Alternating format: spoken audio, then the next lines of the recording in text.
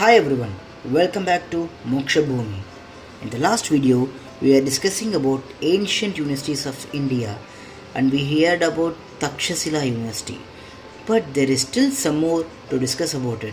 So, let's don't waste time and hear about it. Then we shall go to another university.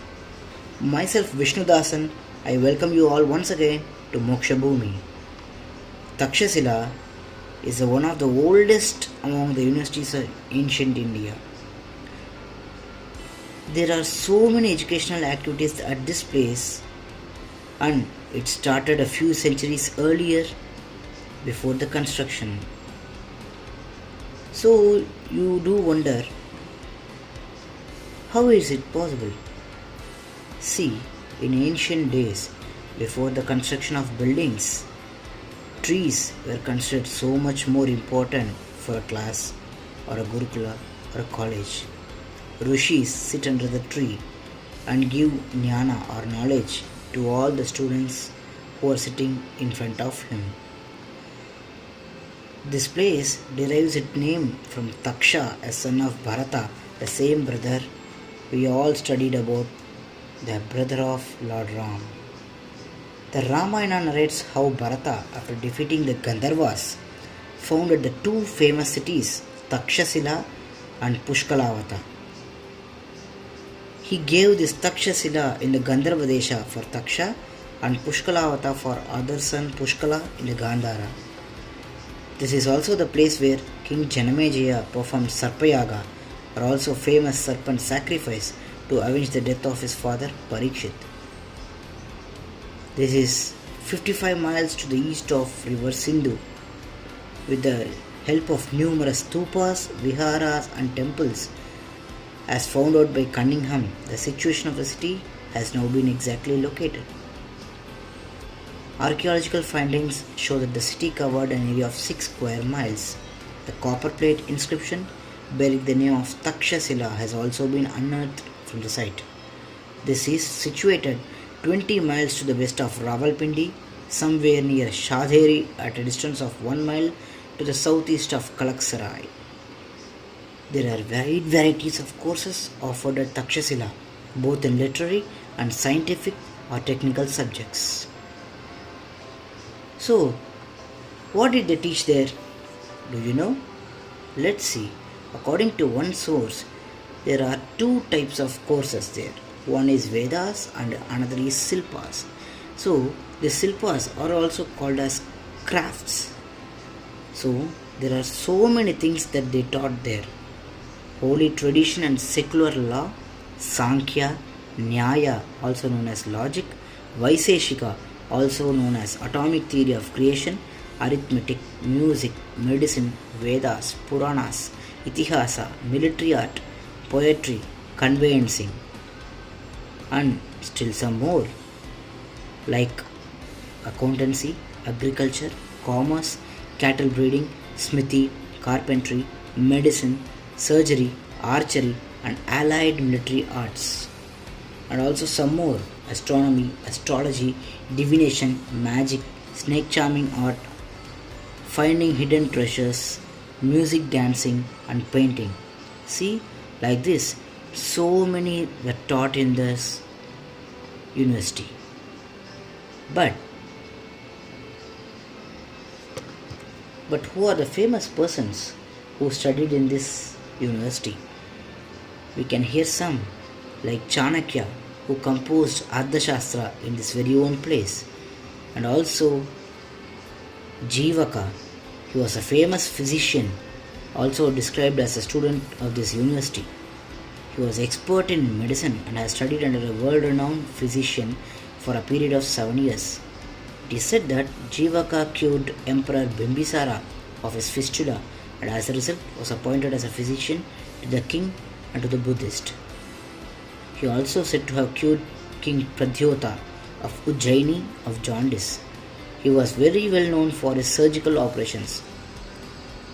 In the case of one rich merchant who was suffering from a head disease, it has been pointed out that he tied him fast to his bed, cut through the skin of the head, drew apart the flesh on each side of the incision, pulled two worms out of the wound, then closed up the sides of the wound, stitched up the skin of the head, and anointed it with salt. He is also said to have successfully cured cases of twisted intestines. See, our ancestors were so much more than we see. Nowadays, these operations are carried out in our hospitals, but it was done previously in our own place. So, these are some of the things that I intended to tell you about Takshashila University. Now let's move on to next one, Mithila University. This very own Mithila University has records so less than other universities because it doesn't contain so much matter about it. Nobody knows about it. This learning center had been in existence since the time of Raja Janaka, the same father of goddess Sita, wife of Lord Ram. The reason is lack of archaeological finds dating back to the ancient period. This was a prominent seat for Brahminical system of education. Here, Raja Janaka held religious conferences where rishis and learned took part.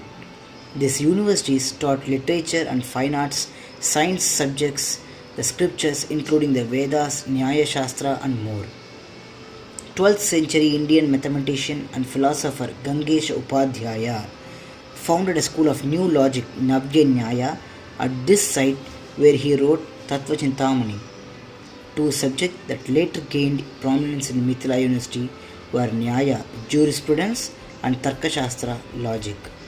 Examination was tough. Students attained and received degrees only after they cleared the Salaka Pariksha, also known as test, at the completion of their education. This was a stronghold of Vedic and Brahminical culture from time of Upanishads under its renowned philosopher King Janaka. Also, Mithila has been mentioned as a country of unique culture and great distinction.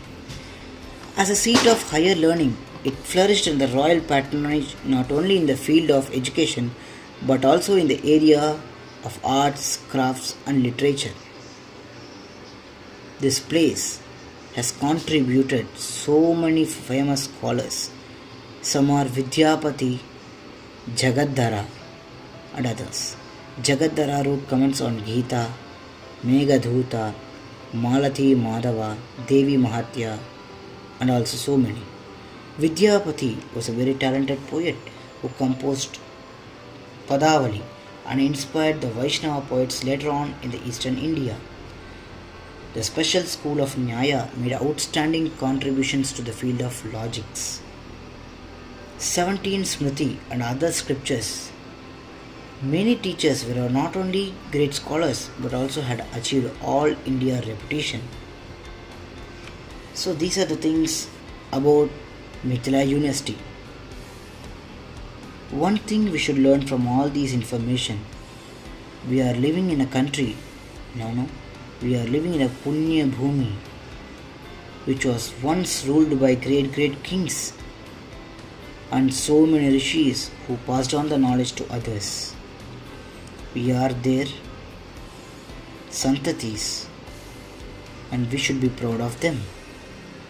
And we should also be like them and teach our kids, teach our family, teach our friends and everyone. And thanks for listening to this video. Myself Vishnudasan signing off. Once again, don't forget to subscribe and like the video and share it. Please press the bell icon for more videos. And in the next video, we shall learn about Telhara University, one of the prominent universities which was found and run with the Nalanda University. Thank you.